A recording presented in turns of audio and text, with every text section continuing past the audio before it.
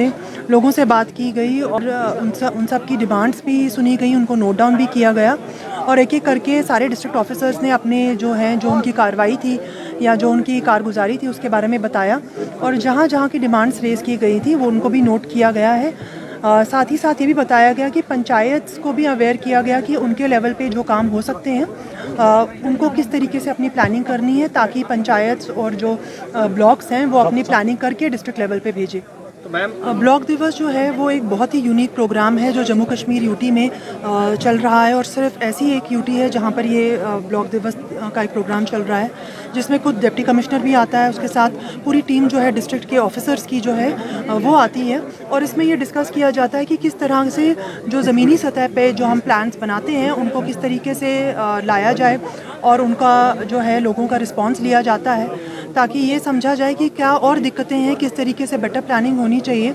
अगर हम बारामूला की बात करें तो यहाँ का जो बजट है वो बनता ही ऐसे है कि उसमें एक बहुत बड़ा हिस्सा जो है वो एरिया डेवलपमेंट प्लान्स का होता है जिसमें पंचेस का रोल होता है, वो अपने लेवल पे प्लानिंग करते हैं। ब्लॉक्स का रोल होता है, लाखों रुपया जो है वो डायरेक्टली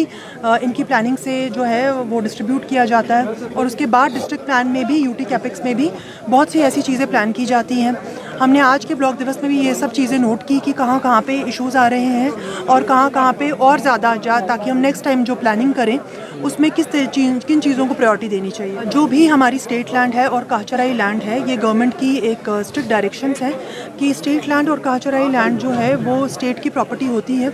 और जो काहचराई होती है वो कम्युनिटी की प्रॉपर्टी होती है। अगर उसकी इंक्रोचमेंट होती है तो उसमें पूरी कम्युनिटी का नुकसान है क्योंकि उस काहचराई लैंड पे जो है वो ग्रेजिंग लैंड होती है बेसिकली और उस पर कम्युनिटी के जो है वो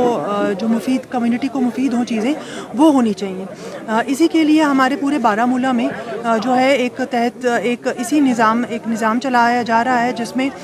जो भी लैंड इलीगली ऑक्यूपाइड है चाहे वो हाईवेज़ पे हो, रेड रिबन एक्ट में आती हो या चाहे वो स्टेट लैंड हो, काहचराई लैंड हो, उन सबको रिट्रीव कर रहे हैं और इसमें हम 40% तक कामयाबी। काहचराई के हवाले से शिकायतें हर जगह से आ रही हैं कि जो आम गरीब लोग हैं उनको तो गवर्नमेंट जो है खाली करने के लिए कहती है लेकिन जो बड़े लोग हैं उनको गवर्नमेंट टच नहीं करती। तो मैंने यहाँ पे सब लोगों के सामने कहा कि आप जो हैं ये डिस्क्रिमिनेशन कर नहीं सकते। अगर किसी ने इलीगल तरीके से कब्जा किया है सरकारी ज़मीन पे तो उसका हिसाब किताब होना चाहिए चाहे वो बड़ा हो या छोटा हो। 4 लाइनिंग का जो है जिस वक्त से हमारी कौंसिल बनी